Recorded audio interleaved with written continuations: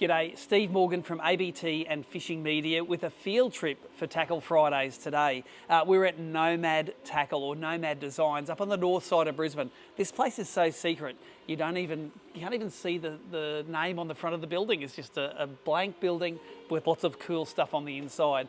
Now, one of the things they do have here at Nomad is this. This is a test tank, and it allows us to get the underwater cameras in there and show you exactly how these lures swim in the water. And of course, this is the second part of the process. We've introduced the lures to you. We're going to show you how they swim now. And the third part, of course, is going out of the water and showing you how they catch fish. But come up for a trip with me through some of the Nomad hard bodies, some of the new ones are released. Let's see how they swim.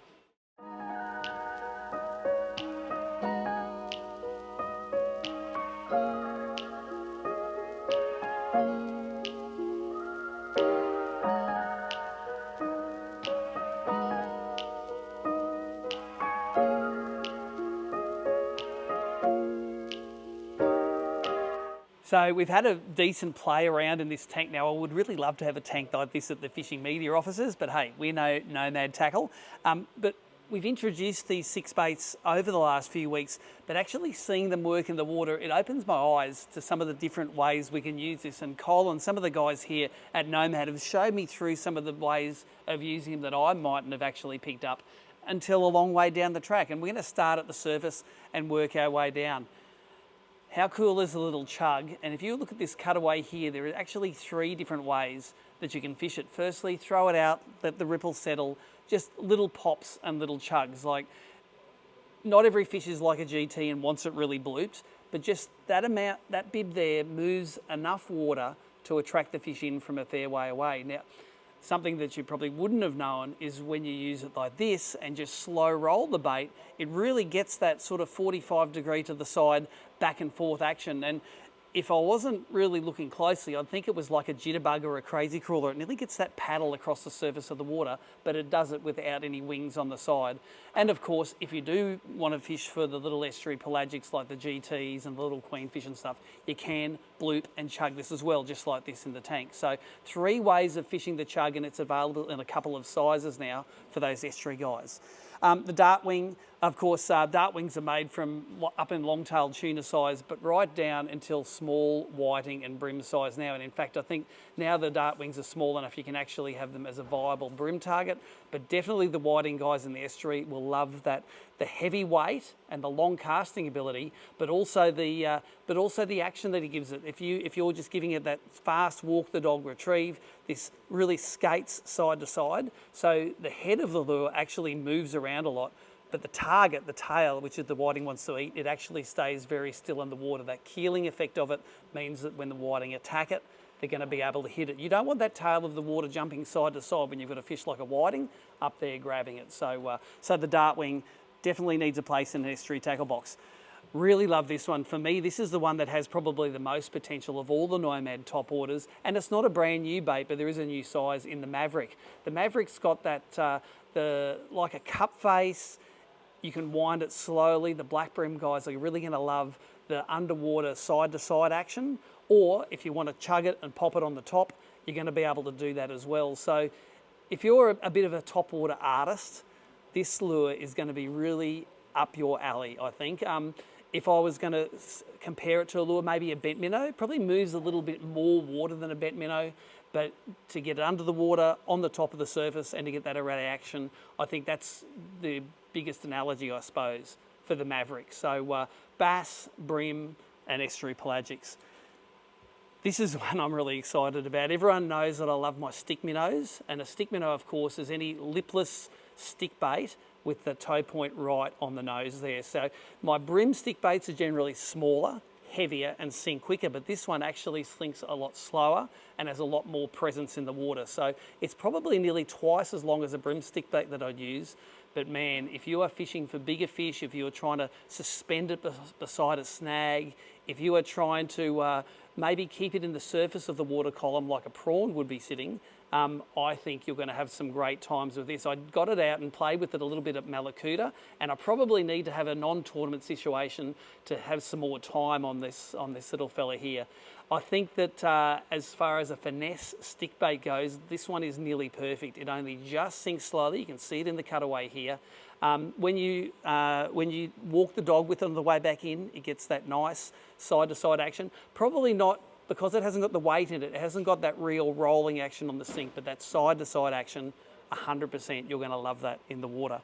The sticks, of course, what Southern Australian bream doesn't like a jerkbait, and you can see the sticks here, suspends around that level mark. That ball falls forward and gives you, in a salt water, exactly what you want, and that is suspending in front of a fish's face. Anyone that fishes for black bream on the jerk baits knows that you don't want a fast floating and you don't want a fast sinking jerk bait. That suspender is exactly what you want. So the sticks there, and of course the Mad Scat. I think they're probably the most versatile lure that we've got here. This one really does have a real wobble as it sinks. You can see in the cutaway here, it sinks quite aggressively to the bottom. When you rip it, it gives you that walk the dog, back to front retrieve. And if you want to skip it across the surface as a topwater, for instance, use the first half of the retrieve as a topwater retrieve and then free spool the bait, let it sink down, it's going to have enough action to attract those estuary fish in there. So I'm looking forward to the whole next part of the process. You've now seen how they look in the water. I'm really looking forward to getting onto the water, fresh salt water, and take these new Nomad baits for a whirl. Well, there you go. That was our field trip out to Nomad Tackle. How good was the test tank out there? So clear, the water underneath. You can really see how those lures are kicking around. But that is not all we have this week on Tackle Fridays. Got a really big launch from Daiwa. It's a collaboration between Daiwa and Trinity Custom Baits, which is a Japanese company. Tom and Tucker met a few years ago over in Japan. Now, they made a lure called the Trinity Vibe, and it was a bigger bait. It was a 60 to 70 mil bait. They've scaled it down to the size of our market, and our bream market in particular, to this. This is a 38 mil, 6.4 gram sinking vibration bait here, and available in both sort of muscle analog colours, but also in some solids and some translucent colours. They're, I suppose, distinctive a little bit because they have a small detent, I suppose, on the bottom, and that I think is characteristic of the initial Trinity Vibe. But this is called the Daiwa Reflex Vibe. It's going to be out in stores really, really soon, especially the specialist stores are going to really get hold of it quickly. 38 mil, 6.4 grams. It's got the BKK 2SS spear hooks in size 14, so they're ready to go straight out of the packet. And they've got a really cool, like a shimmering action on the sink. So if you was to think a Vibe cross with a stick minnow, it definitely gets that shimmer on the sink. And I actually had some of these to take down to Meetung, to the Victorian rounds. Check out some of the fish I got on them down there. So I suppose the best way to test if a new lure is any good is to take it to the most hammered spot in an ABT tournament, and we're at the Ramp of Death, 2 casts in with the new Daiwa Reflex Vibe, and that giant jumps on. I suppose the Reflex Vibe is the winner. Check it out.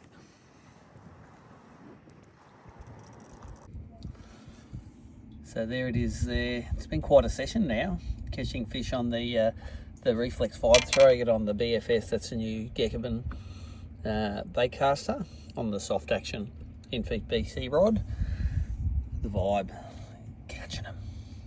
Now, you know, Ramp of Death, you can catch anything on the Ramp of Death, but hey, I caught 3 or 4 more fish subsequent to that, and at a different sort of retrieve. I often don't fish a sinking bait with a real short, sharp series of retrieves. It's some way I'd probably normally fish for yellowfin bream with the Vibe, but this Reflex Vibe with those short, sharp cracks caught some of these fish like this. I think people for both yellowfin and black bream are going to like them. I think it fits a little bit of a gap in the market that some people will say they're just made to look like a mussel. They just look like a little vibration bait. You can definitely buy some of the mussel colours in here. I've lost the couple of mussel colours that I have, but they do have some mussel colours.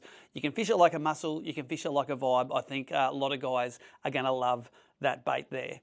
Let's talk about some stuff from Rapala. the X-Wrap Pitot Soft. The Pitot, the hard body Pitot, has been a pretty much of a favourite of the Barralure, especially in the back of this building, the Rapala guys, for the last couple of years. But in stores now are the Rapala Pitot Softs. This is an interesting plastic. These aren't a TPE plastic. They're a PVC plastic. They actually have a really fine scale finish on them. They feel like, it sort of feels soft, but it's actually, it's like a natural scale feel. And these are available in 18 and 22 centimetres right now. And the word has it there's going to be a smaller 14 centimetre one out come after, but I didn't tell you that. They look great. The colours look great. They're available now. They're about $15 a piece in your local tackle shop, those guys there from Rapala.